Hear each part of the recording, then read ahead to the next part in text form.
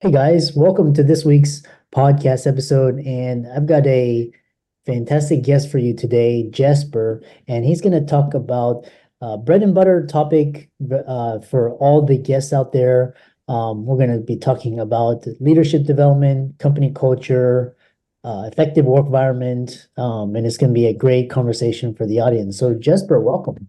Chris, thank you for having me. I'm excited to join you today. And before I begin, I'd like to give a quick shout out to past guests on your show, Jay Johnson and Francesco Amanti. We're Uh, all in the behavioral elements community. Small world, I know.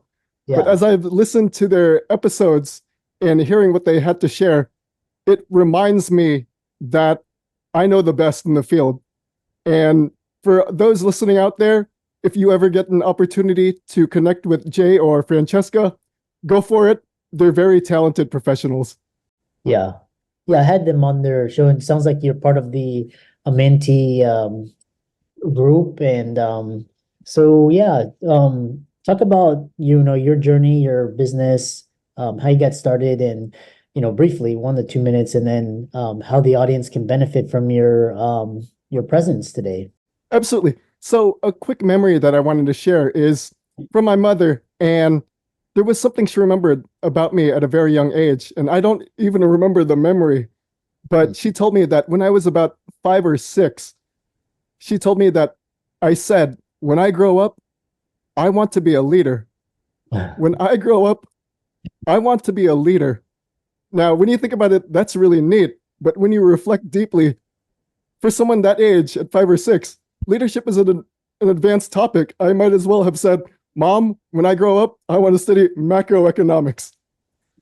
But as I've grown up, so many leadership opportunities had fallen into my lap. I just remember at a young age, I was involved in nonprofits and serving the community. As I got older, I was in various leadership roles where I was given firsthand experience in leading other teams. And then I was inspired by what I did. I went back to school for my executive master's degree in leadership, where I learned that leadership starts with yourself. If you can't lead yourself, you can't lead others. As the metaphor goes, put your oxygen mask first. And that metaphor applies to leadership. You want to lead yourself before you can lead others. And then after graduating, I landed into a management development program for a Fortune 500 company where I had the opportunity to get a firsthand look about the processes and procedures of a larger organization. So, all things considered, all the experiences, background that I've gained over the years, it's given me a greater appreciation of what leadership is, and that is learning and growing and taking that next step forward in helping other people learn and grow. And that's what takes me here today in really helping leaders and managers build stronger teams. Which this leadership concept is really interesting, and I've been really thinking about it because basically the nature of work is changing, and then also the nature of company and culture. And so I'm going to ask about that a little bit later. But first thing, I love this idea where you have this aha moment of what you want to do. And so first thing talking about is basically what appeals about leadership? Is it something that everybody has, or is it something that's taught? A lot of people, it's interesting. It's like, because I was listening to this one Susan Cain, she wrote The Power of Quiet, and she's talking about all these, we think to be successful, we have to be extroverted and gregarious and loud and all this, but she's actually saying, there's actually a space for people who are introverts, and they can actually create a difference. So what is this deal with leadership? Like, we kind of glorify it, and it's like we have this stereotype, but what is it about it? That's an excellent insight, Chris. With leadership, we're learning now that leaders are not born, they're made. And it comes from the experiences that we've gained throughout life.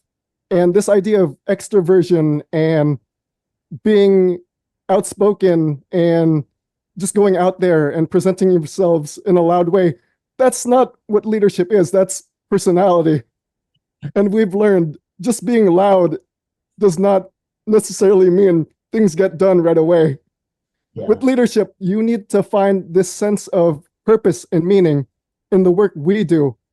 And then once you discover that, you want to share that with others so they can get a better understanding of how we can all work together. So gone are the days of viewing leadership as this sense of loud, explosive personality. And we're moving into an era where leadership is discovering a dream, a vision, a purpose greater than ourselves and making that happen.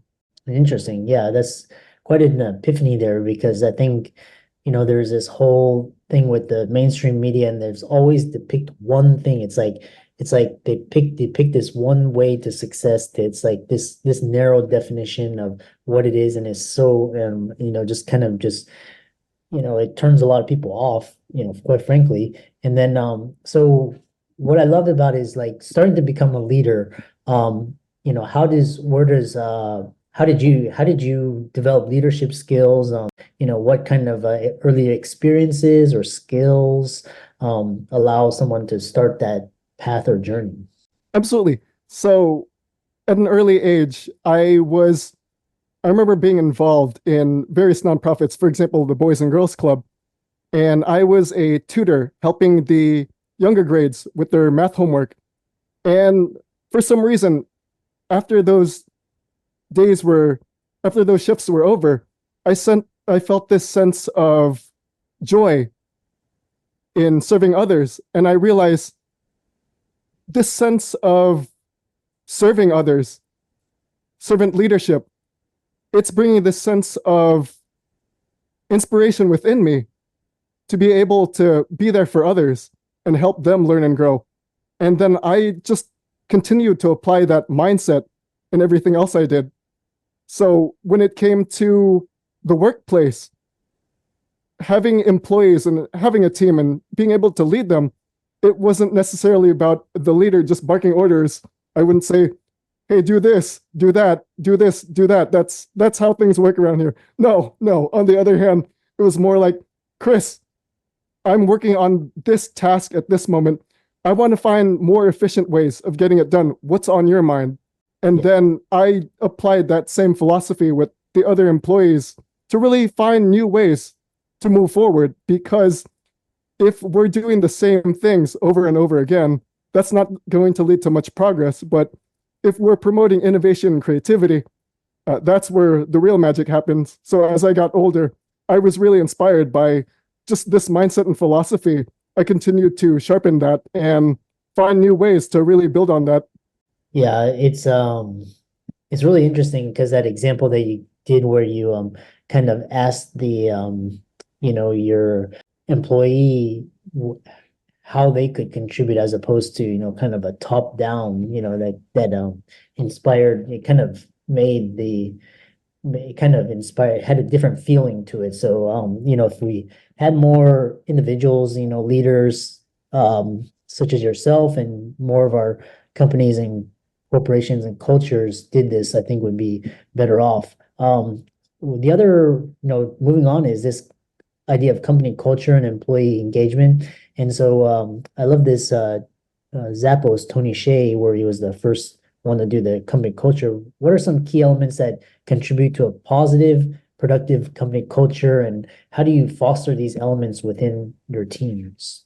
Excellent, absolutely. Excellent question, actually. So there are two parts to it.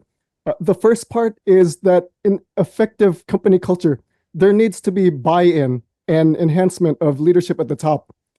And with that said, we need to discover ways to really help leaders become their best selves. And there are 4 super skills that I've put together as a framework for leaders to reach that higher level. And the 4 super skills are public speaking, public listening, private speaking, and private listening. And these are the 4 skills that leaders need to develop to become more effective in their role. So with public speaking, it seems like an obvious one, but there are reasons that people need to develop that. And that is because leaders have a message. And when you're serving at that high level, people will be looking up to you. I know there are some people out there who are thinking, public speaking, I'm not really a fan of that. Why do I need to do this? As it comes to public speaking, you don't need to be a fan. You don't have to like it. You don't have to love it. In fact, you can even despise it. But at some point, the people who are following you will need to look to you for guidance and that purpose. And for you to share that message, that's where public speaking comes in. The next is public listening. And that is the courage for a leader to step aside and give other people the stage. And that's not necessarily the stage in a literal sense. It can be in the boardroom, in the office, just giving the opportunity for other people to express their voice, giving them that time to share what's on their mind. Because if a leader is not practicing public listening, they're more likely to just depend on their own ideas coming from one perspective. And when you're leading with one perspective, that's only going to inspire one person, and that's the leader. But on the other hand, if you're promoting public listening, you're giving everyone the opportunity to really express how everyone can work together. And then the next one is private speaking. And it might sound like a dream for introverts. This idea of private speaking, does it mean locking yourself in a room and just talking to yourself? No, that's not private speaking. What I mean by private speaking, it's a term I use for coaching and mentoring. And I call it private speaking because that is the opportunity for leaders to really connect with their employees one-on-one. And it's private because those types of conversations should not leave the room. And I know there are leaders out there who I've seen who they'll take an idea and they'll say, "Oh, did you know Jessper said this, and this?" No. It's a private conversation. As a coach and mentor, you want to give that respect to what your employees share with you. And last but not least is private listening. And it is the skill where leaders reflect on their own leadership and management journey. Some people go through this with meditation, but for me, a great recommendation is taking leadership assessments, really understanding where your strengths are and how you can develop them to make yourself more effective. So these are the four super skills of a leader: public speaking, public listening, private speaking, and private listening. And once we find the highest potential for leaders, that leads to the culture itself. And there's a framework I call the Core 4 Mentor. So I'll break that down real quick. So the Core 4 Mentor, core, because these are the basic requirements of what it takes to develop an effective culture. And then 4 are the four factors that develop it. And mentor, I use mentor deliberately because when you're looking at an effective company culture, it's founded on the idea that everyone should be looking out for each other and supporting each other's growth and development. So the 4 factors of the Core 4 Mentor, it spells the word life, L-I-F-E. Yeah. First one is listening, which is active listening, really giving everyone the opportunity to share their voice, and for the leader or other staff members to step aside and make it happen. As the saying goes, we have 2 ears and 1 mouth, and that is because we should be spending a lot more time listening.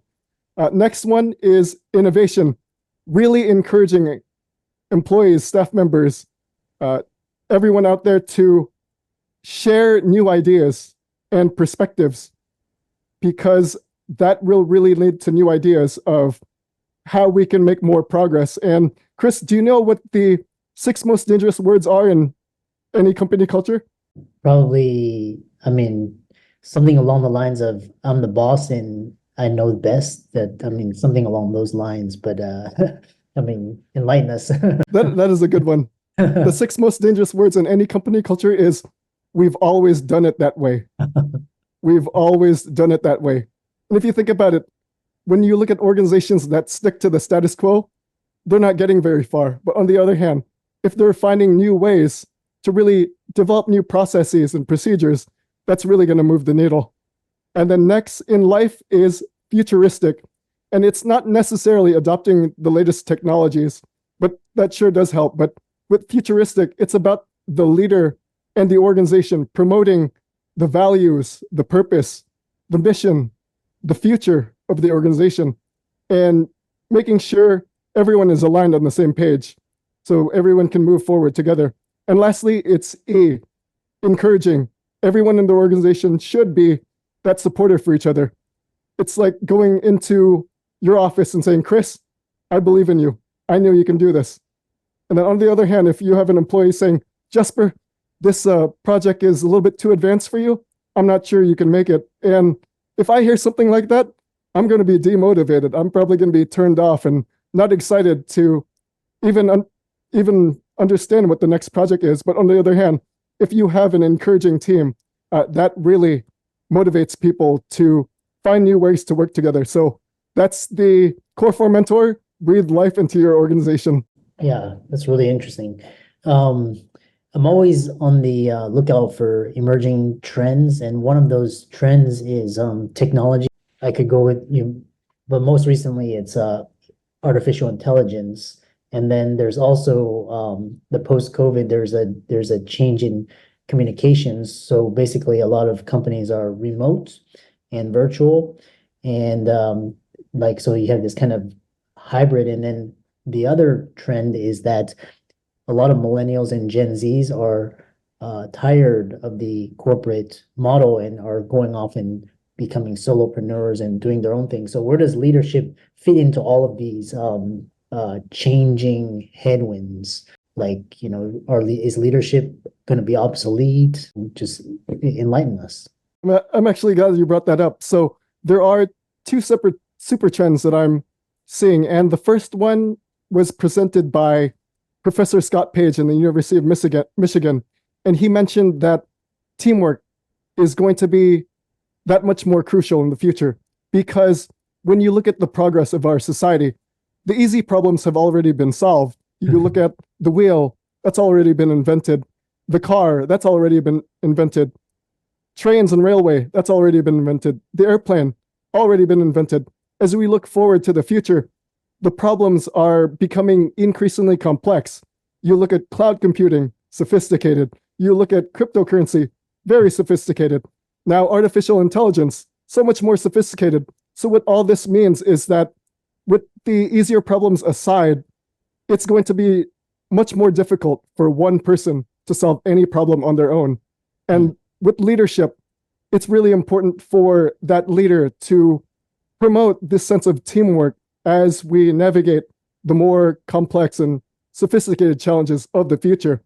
And the second trend I noticed is it was presented by a researcher named Rohit Bhargava. He writes the non-obvious reports, and he mentioned a trend called amplified identity, where you see a growing number of people trying to promote individuality, especially in the age of social media, where you're seeing selfies as you scroll through your social media feed. Every other post is a selfie. But what that does mean is that everyone wants to stand out as an individual. And when you're in the workplace, people want every individual wants to share their voice and be heard. So what does this mean as a leader? It means that leaders need to be a lot more intentional in hearing out what everyone has to say. But at the same time, since the world's challenges are becoming more complex, they need to be more purposeful and deliberate in getting everyone on the same page. So it's this delicate balancing act where you're taking the perspectives and listening to everyone, but at the same time, combining these perspectives and making sure everyone is on the same page. So as technology continues to influence us and we see these trends, leadership is just much more important as we navigate and find ways for everyone to work together. Interesting. Yeah, I think this whole concept of leadership is really evolving, and because I know a lot of because I'm here in the Silicon Valley, and a lot of tech entrepreneur CEOs, they do not subscribe to the kind of the archetypal CEO, and they kind of using different models of leadership, which is a little bit more effective and allows the company to actually really prosper. So if you look at like the Mag 7, huge component of like the NASDAQ and these fantastic companies. The other thing is I noticed you have a huge library, beautiful library in the background, and I'm always, Tony Robbins said, readers are leaders. So what are your top, kind of 3 books, life-changing books that the you can recommend that the audience can go check out? So, with all the books, I absolutely love learning. With top three, that's a little bit difficult for top three specific books. However, top three authors I can recommend, and that is Brian Tracy, Zig Ziglar, and Les Brown. And the reason I share them is a lot of their thinking forms the foundation of effective leadership, because leadership starts with a mindset. Instead of finding specific tactics and strategies, what you want to do first is develop a core belief system in really structuring how you want your leadership to present itself. And that comes with a mindset. And that's why I recommend these three authors as some people you can use to gather inspirations, perspectives in developing that core foundation of your leadership. Yeah, the more I study and I talk to successful individuals such as yourself, leadership comes down to, first thing is personal development and, all those Brian Tracy, huge, huge influence, Zig Ziglar, Les Brown, really great.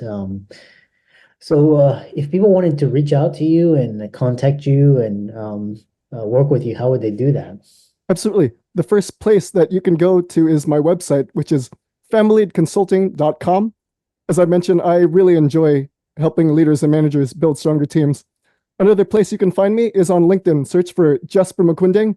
I absolutely love conversations on leadership development, personal growth, and professional development. So if you'd like to just have these conversations, please feel to reach out. I just love having them.